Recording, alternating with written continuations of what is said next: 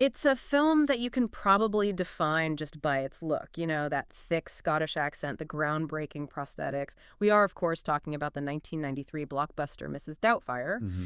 But if you only think about this movie in terms of its plot, a divorced father dressing up as a nanny to see his kids, you are fundamentally missing the monumental impact this film had. That's the real pivot point, isn't it? It is, on the industry, on comedy, and maybe most importantly, on how mainstream audiences were asked to look at the complicated and sometimes heartbreaking reality of divorce. Because if we just focus on the disguise, we miss that the film's core conflict was essentially this legal and emotional drama, just, disguised as a high-concept comedy. Exactly. So today we're moving past that wacky disguise summary. We're going to conduct a really thorough analysis of the history, the extremely demanding production process, the surprising casting choices that could have changed everything. And that contrast between the immediate commercial success and the, well, very divisive critical reception. And, of course, the profound cultural legacy that it continues to generate, even 3 decades later. Okay, let's start unpacking this, beginning with the foundations. The director was Chris Columbus. Right, and he was adapting the 1987 novel Madame Doubtfire by Anne Fine. The production itself was a major undertaking, and it was notably spearheaded by Mark Radcliffe, Marcia Garces Williams, and the star himself, Robin Williams, who actually held a producing credit. And that level of direct involvement from Williams is so telling. His investment wasn't just creative, it was deeply personal and financial. You really have to look at the money to understand the pressure here. You do. To understand the scale of ambition, you have to look at that financial commitment right away. It was produced on a budget of $25 million. Which, for 1993, that was a significant sum for a comedy drama. It was. It signaled that the studio, Fox, saw this as a potential franchise starter, a real tentpole release. And what an investment it turned out to be. That money came back in a massive way, which immediately set the stage for its legendary status. But before we get to the box office victory, we need to understand what it took to build this phenomenon. Starting with that creative leap from the book to the screen and the technical demands required to capture Robin Williams at the absolute height of his genius. The transition from Anne Fine's novel, Madame Doubtfire, to the finished screenplay was absolutely critical. That was guided by screenwriters Randy Mayhem Singer and Leslie Dixon. And the novel itself had a somewhat darker, more melancholy tone, didn't it? It focused much more heavily on the emotional toll the divorce takes on the children. It did. So the screenwriters had this task of retaining that emotional core, the love a father has for his kids, while injecting that high-octane comedic energy that was, necessary for a huge American movie starring Robin Williams. They had to take this very grounded, serious premise and give it wings. Make the stakes high for the kids, but the physical comedy broad enough for a mass audience. Exactly. And once they had that balance, the challenge became the execution. And what's truly fascinating is how director Chris Columbus approached the technical side of it. To maximize Williams's very specific, volatile brand of genius. Yes. He used a filming method that felt almost like shooting a documentary, or maybe a live performance. They used multiple cameras, often 3 or 4, all running at once and filming continuously. That is just a staggering logistical choice for a 1993 studio film. Mm-hmm. This wasn't digital, this was film stock. The sheer complexity of running multiple heavy film cameras at once, the noise, the need for synchronized reloading, it all points back to one single goal. Capturing Williams' spontaneous magic. Right. It was born purely out of necessity, a direct response to working with him. Columbus recognized that Williams' genius was his ability to improvise and deliver these unscripted moments that were often so brilliant they couldn't be planned. Or replicated. So by having multiple cameras rolling, they were guaranteed to capture the immediate reaction shots from the other cast members, Sally Field, Pierce Brosnan, and the children, and get every single piece of comedic gold Williams was generating. That detail about the sheer volume of improvisation has become the stuff of legend. The sources confirm that they literally ran out of film stock. And multiple times. On multiple occasions, because of the staggering amount of unscripted material he created. We're not just talking about minor ad-libs here. No, not at all. We're talking about extensive, sometimes minutes-long tangents and character bursts. This really speaks volumes about the trust Columbus placed in his star. And the highly collaborative, fluid, creative environment he must have fostered on set. But the production demands were far more than just creative freedom. The physical toll on Williams was immense. Centered on the most critical element of the film, the transformation. Yes, the prosthetics and mock-up required to turn Daniel Hillard into Mrs. Euphigenia Doubtfire were an artistic, technical, and logistical feat. Let's elaborate on that process, because this wasn't just a simple wig and some glasses. No. This was a full-body transformation, and it was essential for the credibility of the character. The makeup required 4 grueling hours to apply. 4 hours for every single shoot. Think about what 4 hours means for an actor. That's 4 hours in the chair before the workday even begins, day after day for months. The process involved multiple pieces of prosthetics: the chin, the neck, the cheekbones, plus padding, custom wigs, and detailed aging and texture work. All to make the mask look realistic and hold up under close-up camera work. That level of daily physical sacrifice just demonstrates the commitment from Williams and the immense skill of the makeup team. This technical brilliance is part of what elevated the film beyond typical slapstick. And it's those technical achievements that later got the film its highest formal recognition. Right, but the production had other surprising layers of artistry, too. We should also highlight the film's score and the incredible talent brought in for the animation. That's a great point. The soundscape, which is often overlooked in comedies, was essential for balancing the humor with the drama. That heavy lifting was handled by the renowned composer Howard Shore. He was responsible for composing, orchestrating, and conducting the score, using music to add that essential emotional depth. Especially in those scenes with the children. It really grounded the comedy-drama elements. And the opening animation sequence with Pudgy and Grunge, it feels like a classic piece of cartoon history because, well, it basically was. It was created by a legend. That 1-minute segment was directed by the animator Chuck Jones, known for his iconic work on Looney Tunes and Merry Melodies. It's an incredible pedigree to attach to a family comedy. And on top of that, the sources confirm that Jones and his team actually animated a full 5 minutes of footage, even though only a fraction of it made the final cut. The decision to open the film with that classic hand-drawn animation instantly sets a nostalgic, high-quality standard. It signals to the audience that this film had artistic aspirations beyond the script. If you connect all these pieces, the series score, the multi-camera work, the involvement of animation royalty, it shows this was never intended to be a simple, disposable comedy. It was a major studio effort designed to be visually, technically, and emotionally rich, even though the central idea is, completely absurd. And that richness extended directly to the location itself. San Francisco wasn't just a convenient backdrop. It was used almost as a supporting character, wasn't it? It absolutely was. It provided the visual contrast between Daniel's chaotic existence and Miranda's more structured, elegant life after the divorce. The locations listed in the sources certainly grounded the story in a very real place. The most famous, of course, is the exterior of the house at 2640 Steiner Street. Instantly recognizable. To fans globally, yeah. However, for logistical reasons, the interior scenes of the Hillard home were not filmed there. No, they were shot on a soundstage in a converted Bay Area warehouse. It just allowed for much more technical control over lighting and camera movement. The production team also made very deliberate choices to define Daniel's separated life. We see glimpses of his struggling existence before the transformation. Specifically his apartment, which was above Danilo Bakery at 516 Green Street. And that contrast between the cozy, slightly messy reality of the bakery apartment and the pristine elegance of the Steiner Street mansion visually reinforced the emotional distance between them. And the difference in their perceived success post-split. They weren't afraid to use real-world institutions either. They filmed scenes where Daniel finds new employment at the actual studios of television station KTVU in Oakland. Which just adds a layer of realism to that whole television producer subplot. Right. And even beyond the city itself, the locations anchored key emotional scenes. You're talking about the restaurant scene. The notorious restaurant scene, where Daniel attempts his impossible identity juggling act.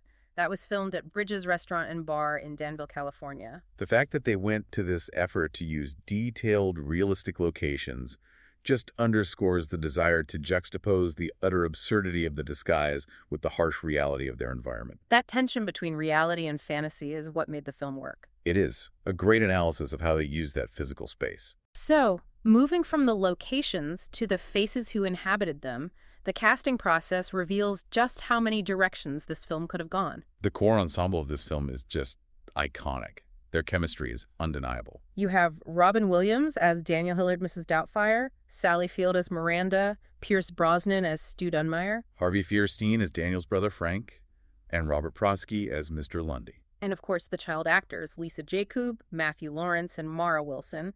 They form the emotional bedrock of the whole story. They do. But the truly fascinating part of this section is the history of the casting decisions, the players who didn't end up in the roles, And near misses. the near misses. It tells a powerful story of alternatives that could have profoundly altered the tone of the movie we know. So let's start with the central figure, Daniel Hillard. Anne Fine, the author of the original novel, had a very specific vision for the character. Her first choice for the lead role was Warren Beatty. Warren Beatty. That would have created a radically different movie. Oh, completely. Beatty, especially in the early 90s, he often embodied this cooler, more detached sophistication compared to Williams's signature manic, highly emotive, and, ultimately chaotic energy. If Beatty had taken the role, the film might have leaned far more into the emotional drama and less into the physical comedy. The entire structure would have been different, probably without the volume of improvisation that defined the final product. And it wasn't just Beatty either. Tim Allen, who was riding a huge wave of stardom in the early 90s. Right, with Home Improvement. He was actually offered two major roles in the film. He was offered the lead role of Daniel Hillard and also the role of Stu Dunmire. The part that went to Pierce Brosnan. Yes, he declined both. That's fascinating because Tim Allen represented a slightly more grounded blue-collar comedic sensibility at the time. His rejection of Daniel Hillard really reinforced that the role was just destined for the specific, high-velocity comedic brilliance that only Williams could provide. And we also know that Daniel Stern was considered for Stu Dunmire. But his schedule was tied up with Rookie of the Year. It just shows how quickly major comedians and established leading men were circling this material. They recognized its commercial power. And the casting for Miranda Hillard, the wife and emotional foil, also saw some surprising initial considerations. Director Chris Columbus initially wanted Catherine O'Hara in the role. That makes perfect sense, given their hugely successful collaboration on Home Alone. It does. O'Hara is brilliant at balancing that frustrated comedy with genuine maternal warmth. But she was unavailable, busy at the time with voice work on The Nightmare Before Christmas. After O'Hara, Kirstie Alley was also considered for the role before it eventually went to Sally Field. It highlights the kind of grounding, strong female presence they were searching for. Miranda needed to be the necessary counterpoint to William's chaos. She had to be credible as this strict, successful professional who was also deeply hurt by the divorce. Sally Field brought that perfect blend of warmth, authority, and emotional conviction. And there's even a curious anecdote about a future major star who auditioned unsuccessfully for one of the iconic child roles. Right. Blake Lively auditioned for Natalie Hillard, the youngest child. A part that ultimately went to the incredibly talented Mara Wilson. It's a great piece of Hollywood trivia that shows how deep the casting pool was.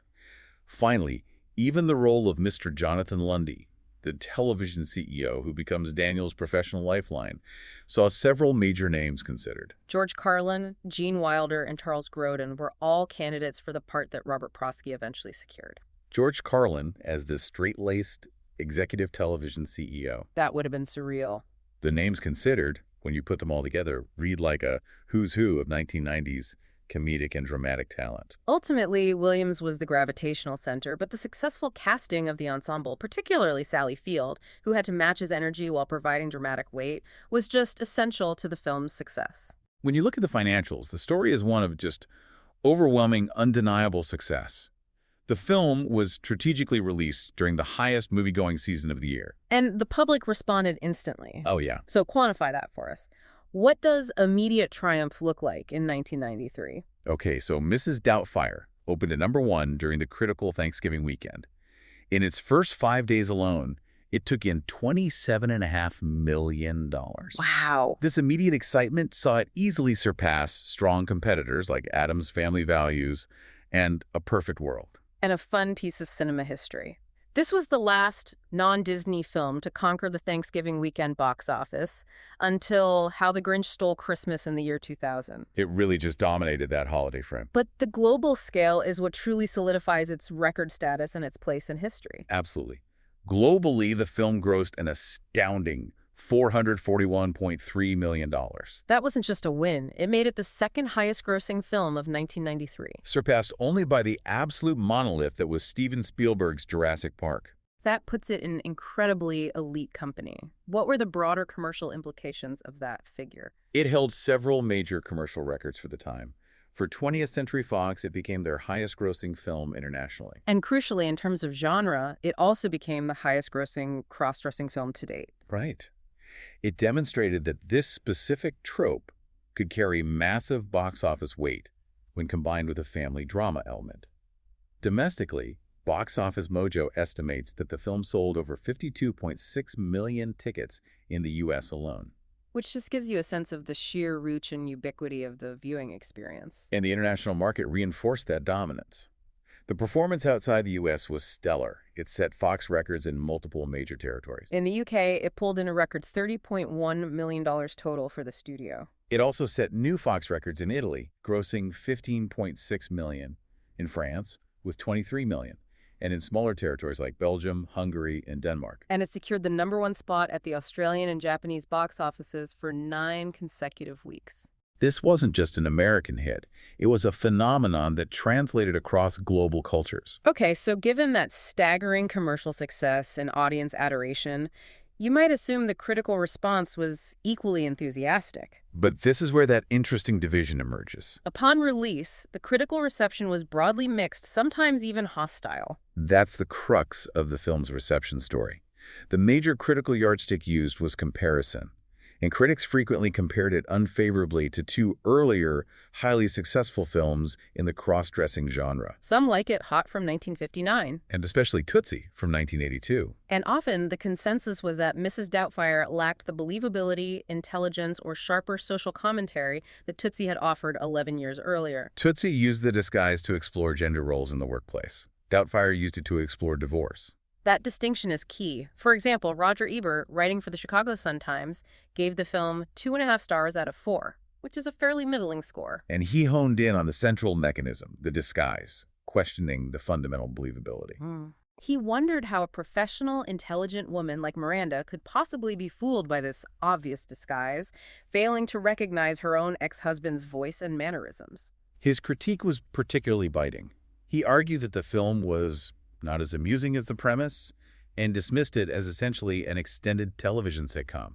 He was explicit in his preference, too, stating that Tootsie was more believable, more intelligent, and funnier. Yeah. So he basically reduced the film to its gimmick. And missed the emotional undercurrent that the audience clearly connected with. Yet the audience consensus countered the critics dramatically. We can see this in the CinemaScore polls. Right, and for those unfamiliar, CinemaScore measures immediate audience reaction upon leaving the theater. It reflects real-time satisfaction and emotional impact. And audiences gave Mrs. Doubtfire an overwhelming A grade. That distinction is vital.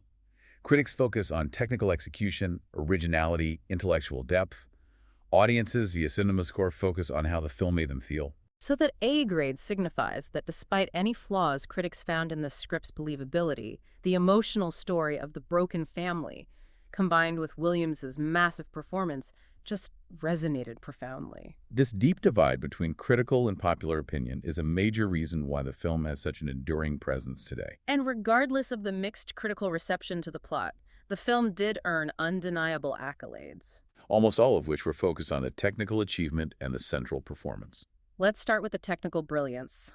The film was immediately recognized for its central technical marvel, winning the Academy Award for Best Makeup. A direct tribute to that 4-hour daily commitment of Greg Canham, Vineal, and Yolanda Toussaint. It was a significant win. It absolutely was. In the early 90s, makeup and prosthetics were still the primary tools for complex transformations, and this win validated the extreme artistry and logistical precision required. And beyond the technical side, the performance itself was celebrated across major awards shows. The film won the Golden Globe for Best Motion Picture Musical or Comedy. And the star's recognition was equally high. Robin Williams naturally won the Golden Globe for Best Actor in a Motion Picture Musical or Comedy for his dual role. Which solidified the idea that this was not just a comedic performance, but a tour de force of dramatic and physical acting. The broader audience recognition was also crucial to its legacy. Williams won the People's Choice Award for Favorite Comedy Motion Picture Actor. And the Kids' Choice Award for Favorite Movie Actor. The film itself was honored with the People's Choice Award for Favorite Comedy Motion Picture. And its long-term recognition is secured by its ranking on the American Film Institute's 100 Years.100 Laughs list, where it was ranked 67th in 2000. Confirming its status as a major touchstone in American comedy. So, in summary, critics found the script a little thin, but the industry recognized the technical genius, and the audience adored the emotional journey. That combination ensured its continued dominance. When analyzing this film's legacy, we have to start with the engine that drove its entire existence, the unique improvisational brilliance of Robin Williams. The Williams effect, as we've called it, is central. Director Chris Columbus used his improvisation so extensively, allowing him the freedom to create in the moment. Which led to that incredible volume of footage. This commitment to the character allowed for a performance that was deeply felt, raw, and constantly surprising, even to his co-stars. To really illustrate his dedication, not just to the comedy, but to the believability of the physical transformation, there's a widely shared anecdote about him testing the disguise. Right. He walked through San Francisco in full Mrs. Doubtfire makeup and costume, visiting public places. He went to a bookstore, he interacted with people, testing whether the transformation held up under casual scrutiny from the public. The fact that he was so committed to testing the boundaries of the character in real-world setting shows his dedication to the role. He wasn't just performing for the camera. He was inhabiting the character completely. What stands out when looking back, especially through a retrospective lens, is the profound sympathy we feel for the complexity of his personal life.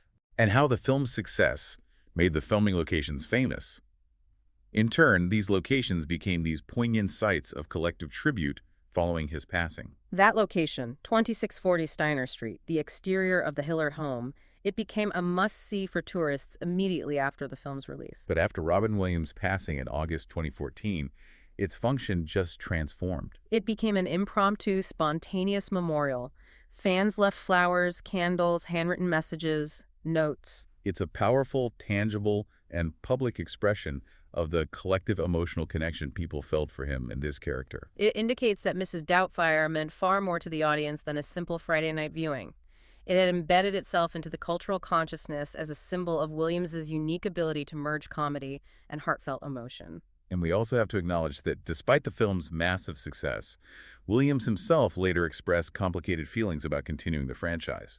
The source material reveals he had grown weary of film work, taking him away from his family for long stretches of time. This is a powerful, ironic subtext to a film whose theme is a father's struggle to stay close to his children. And while he had considered a sequel, the sources indicate that he signed on for the project purely out of necessity, which reflects a deep personal struggle. A struggle with balancing an intense, demanding career against his desire for private family life. The emotional fatigue of the role, 4 hours of makeup, continuous high-energy improvisation, it must have been immense. The film's cultural reach also extends far beyond U.S. borders. The structure and emotional premise proves so universal that it inspired remakes in entirely different cinematic traditions. That is a very strong indicator of a story that transcends language and cultural specifics.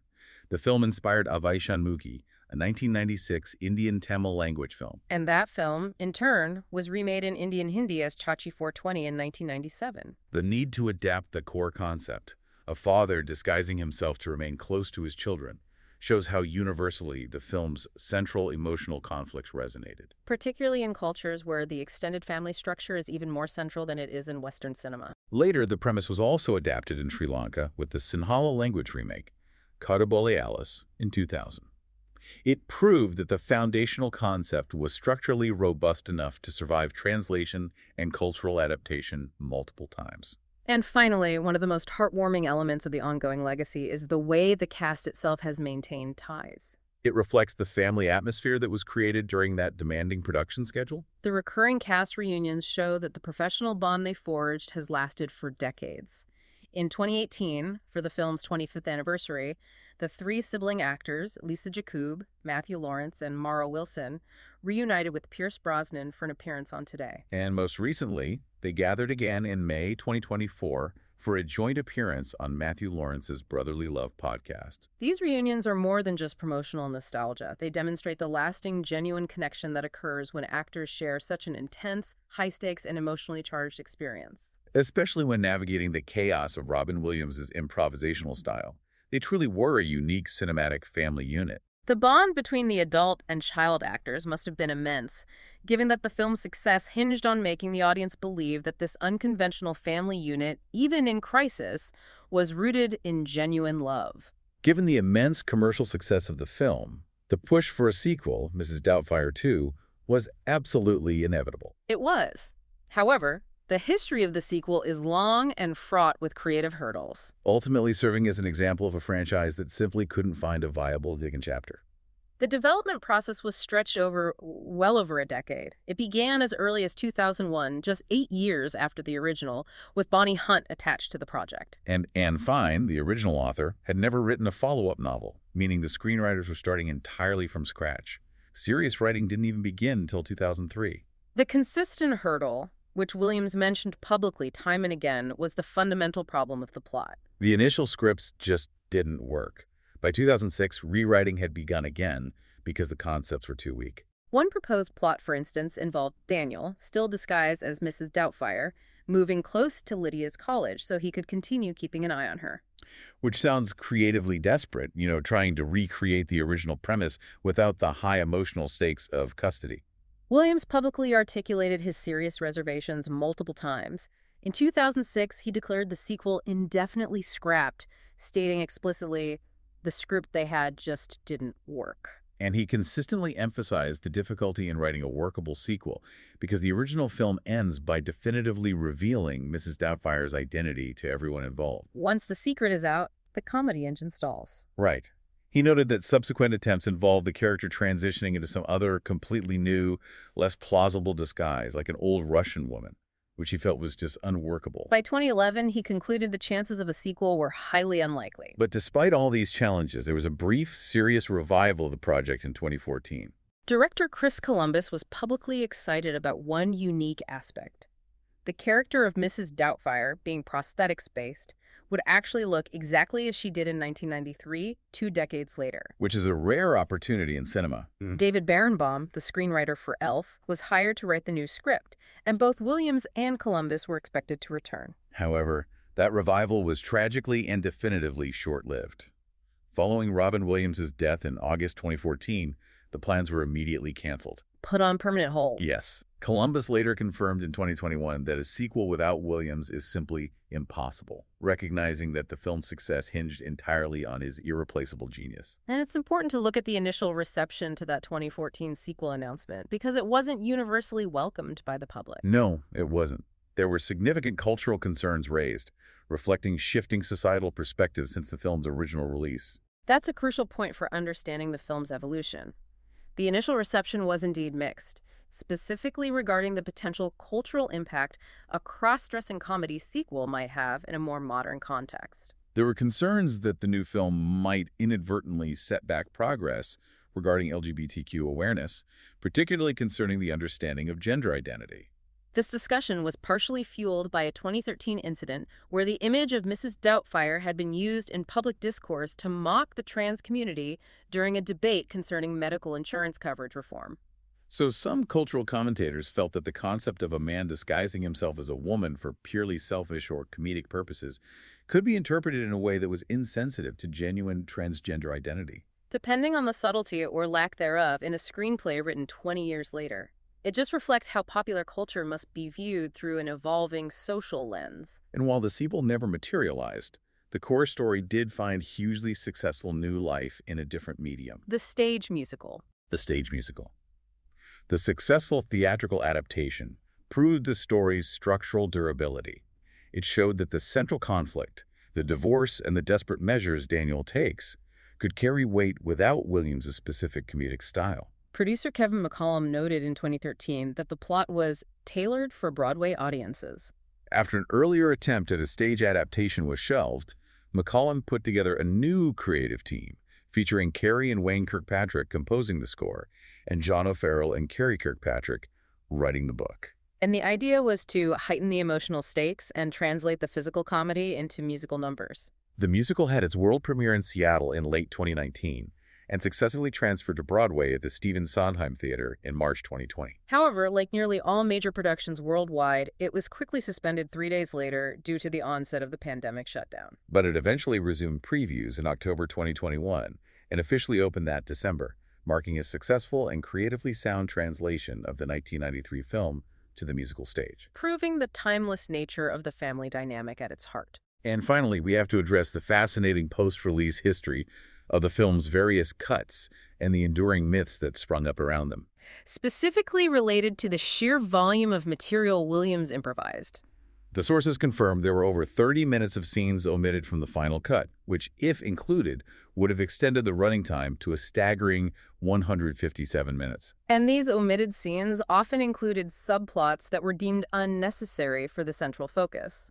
For example, there was an entire subplot involving Daniel's conflict with his nosy neighbor, Gloria Cheney, where Daniel, as Mrs. Doubtfire, reportedly tricks Gloria into accidentally killing her own prized flowers. An extended version of the iconic restaurant scene, which was already logistically complicated, was also heavily trimmed. But what garnered major media attention several years ago, specifically in 2016, were several emotionally intense deleted scenes that were eventually included on a later DVD and Blu-ray release. These scenes showed a much deeper, sometimes darker level of conflict within the family. We're talking about the fight between Daniel and Miranda during Lydia's spelling bee, which had raw dialogue and tension.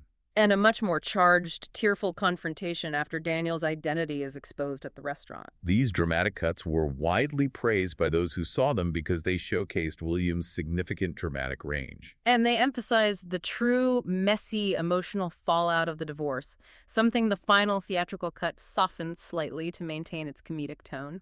And finally, we have to tackle the popular, long-standing myth of the NC-17 cut of the film. Right.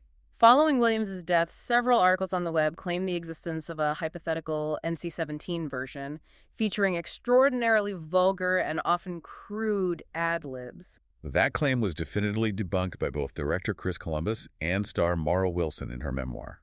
It requires some context. The NC-17 rating is extremely rare and is reserved for films featuring graphic or explicit adult material, usually intense violence or things that would have nothing to do with Mrs. Doubtfire. Columbus clarified that while Williams did indeed film enough vulgar improvisation and crude ad-libs for what could have been an R-rated version of the film, meaning full of profanity and adult humor, the claim of an NC-17 rating was simply absurd. It confirms Williams's comedic flexibility. He could deliver a family-friendly joke one minute and an extremely crude one the next, but it sets the record straight. The film was always intended to be a PG-13 family comedy. If we reflect on this entire creative journey, from the grueling 4-hour makeup application required daily to Chris Columbus's decision to shoot the set like a documentary, maximizing Williams's genius improvisation, it's clear that the film's legacy vastly surpasses a simple summary of its storyline. It was an industrial and artistic gamble that paid off massively, becoming the second highest grossing film of its year and setting new standards for practical effects in comedy. And it's also not just a film relegated to the past. Chris Columbus announced in 2023, commemorating the film's 30th anniversary, that a possible documentary is in development. This project would utilize the extensive outtakes and behind-the-scenes footage they captured, that mountain of unscripted material, promising a new and expansive window into this historic production and the singular genius that defined it. Which is incredible. This raises an important question for you, the listener, as you revisit this classic. The source material's plot ends with Mrs. Doubtfire delivering her ultimate, beautiful lesson to the audience. That no matter the family arrangement, be it divorced, blended, or unconventional, if there is love, it will ultimately prevail. Now hold on to that powerful professional message and reflect on the real-world context we discussed.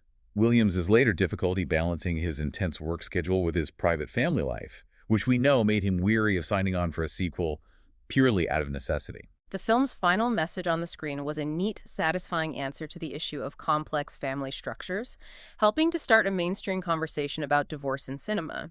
But the production history and Williams's own journey show that balancing love, career, and personal life remains a deeply messy human problem that, unlike a Hollywood comedy, doesn't always come with a perfect sitcom solution. A powerful thought to consider. Thanks for listening.